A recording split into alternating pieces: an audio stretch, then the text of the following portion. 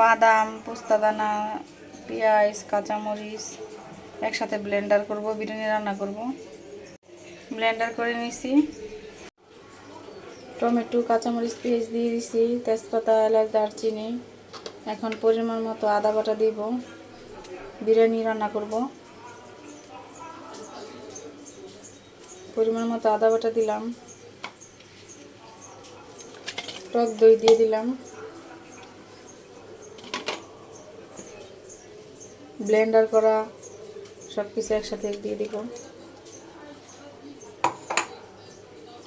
সরিষার তেল দিয়ে দিব, পরিমাণ মতো সরিষার তেল দিয়ে দিব। বিসমিল্লাহ। এখন মাখায় নিব, নাড়াচাড়া দিয়ে দিব। মাংস রান্না করা শেষ, এখন চালগুলো দিয়ে কষিয়ে নিব। চালগুলো দিয়ে দিছি, এখন ভালোভাবে কষিয়ে নিব। চালগুলো দিয়ে পানি দিয়ে দিছি, এখন ঢেকে দিব। পানিটা শুকিয়ে গেছে, এখন আপনার দমে দিয়ে রাখবো 10 মিনিটের জন্য। রান্না করা শেষ, এখন নামিয়ে নিব। গরুর বুড়ি রান্না করব। কলিজা পেঁপসা গিলা দিয়ে দিছি, ধনিয়া গুঁড়া, হলুদের গুঁড়া,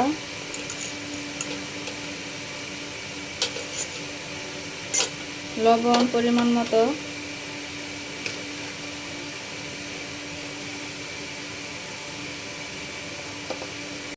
কাঁচামরিচ, পেঁয়াজ ব্লেন্ডার করে রাখা ছিল দিয়ে দিছি। আর পরিমাণ মতো আদা বাটা দিয়ে দিব,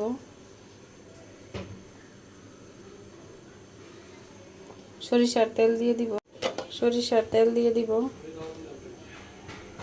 এখন ভালোভাবে মাখিয়ে নিব।